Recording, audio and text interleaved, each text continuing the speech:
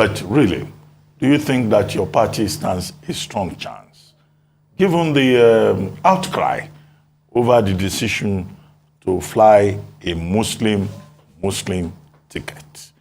The Christian Association of Nigeria has opposed it. The Pentecostal Federation of Nigeria has opposed it. But I hear members of your party saying Christians do not matter in this game. Really? Well, I think that is blackmail. First, thank you for the question. You can talk about a section or some individuals, because CAN, with all respect, is not a political party. And you do not expect people who had expectations, and when they suddenly find that they are dashed, to celebrate what, in terms of personal interest. Those who are speaking, who are leading the campaign within the APC family, if they were such believers in Christianity, they had the opportunity to vote and canvass for votes for one of the Christian candidates, and there were quite a few.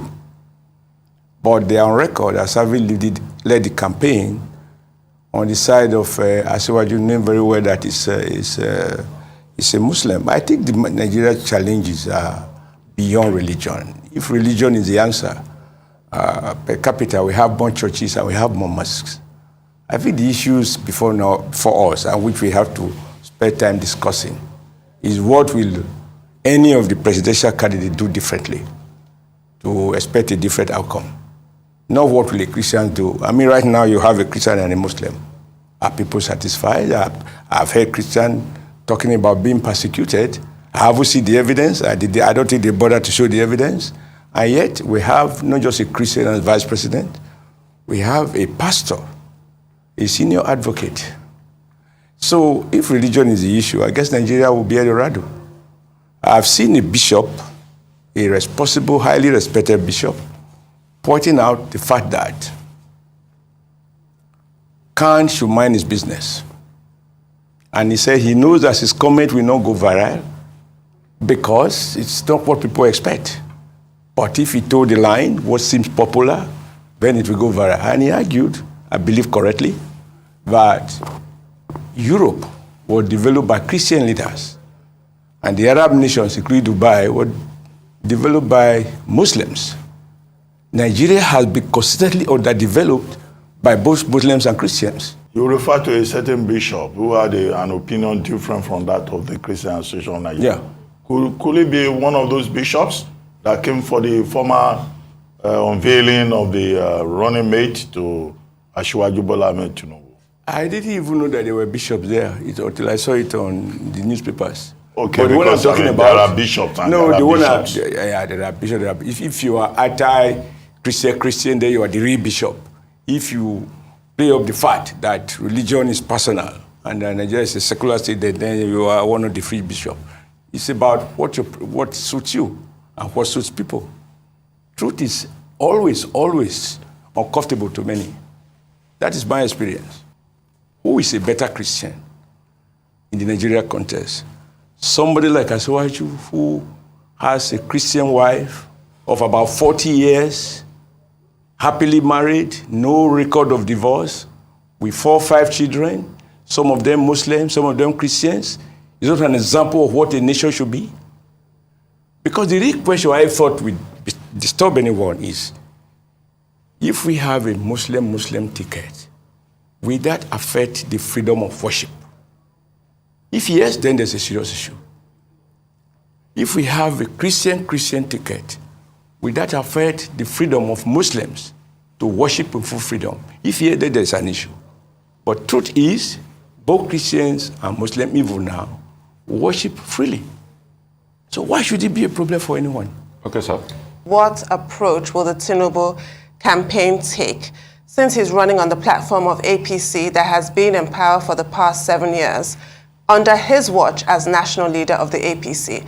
All the blame and credit will be apportioned to him as well. So will the campaign be running on continuity or a departure from the last 7 years?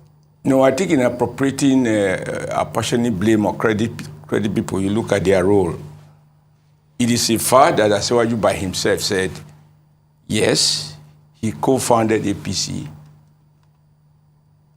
I was a co-founding governor of APC, along with Fashola and other governors. But he never participated in governance, never held any position in government. He didn't carry out any contract on behalf of government. So how can you credit him? Either way, you can't credit him. Either way. I mean, this is just being fair. It's not like the vice president who announced that he has been given the responsibility by the president to chair the economic team. Not just the national economic team that is in the constitution, but a special team put together by government, and he chairs it. So you can ask him to account for some economic policies. You can't say someone who never in any way participated in government should be credited with the outcome of government policies or be blamed. Thirdly, people are saying that means what you have just said here is that you don't feel proud to campaign on the legacy of President Muhammadu Buhari, that you have dissociated yourself to him. Since when Tundu asked you that will you be campaigning for continuity, you said no. You said you cannot blame your candidate Bola Tinubu from the problems of this APC administration. That means you are dissociating yourself from the same tickets that you, sir, campaigned so hard for 2015 and 2019. Is it that you're saying this current administration has failed? This is a very, with due respect, this is a very poor interpretation of what I said. Okay, sir. Because she asked me about the performance of this government in relation to Tinubu's candidature. And I said, it's not in this government. It's a statement of fact. I did not dissociate myself. How can I? No, did I dissociate anyone? President Buhari will be credited with a number of achievements. But clearly, we can claim, he himself has not claimed that he has solved all the problems. I watch your program regularly. I've seen one of the presidential candidates, when you asked him about security, he said he's not going to disclose it. So it's secret. So we have to vote for him on the basis of things that are in his mind, which he has not shared with us. I watched so many of them get away with a number of very intriguing questions that you put to them. They have not sufficiently, in most cases, addressed the how. That's why I talk of one of them who, I think it was Obi, you ask him how, and he said, this is secret. The Obi-dients will come after you, sir. I come after them. If you criticize Peter Obi. Talking about, I didn't even have the benefit of correct smartphones. I have also played my part in this country as a non-state actor, and I interrogated and engaged power and fought with power on the side of the people. That even Lagos, Abeokuta, not by people who are not ready to bear risk, got Nigerians to buy into my own thought as to what the policy options ought to be. So this obedience or disobedience, time will tell. Time will tell. I mean, we now live in a world where you can have just 10 young men and women in one room, whether motivated or not motivated, and they can churn out 1 million stories using different names. You need to track them to find that this whole thing is being done in one room. Time will tell. And also, what has changed? My dear friend Obi, a former colleague, was a vice presidential candidate. How come people massively disobey the ticket? What has changed now that you think that they will be obedient? Slogans are nice, but real issues are probably nicer.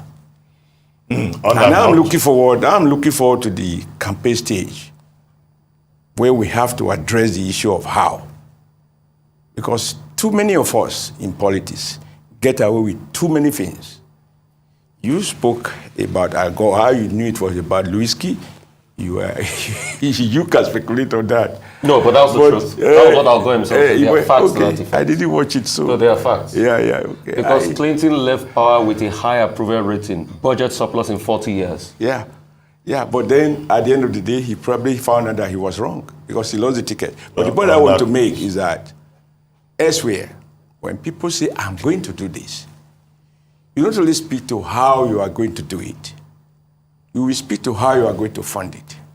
Because something must give. But this is the only country where people will say, I'm going to make 10 tons of omelette to feed these hungry children. I'm not going to tell you what he's doing with regards to poultry farming, etc., etc. And then the headline will be, 10,000 children will be fed with 20 tons of omelette. I think that when the campaign starts, what the media will ask, other parties will ask.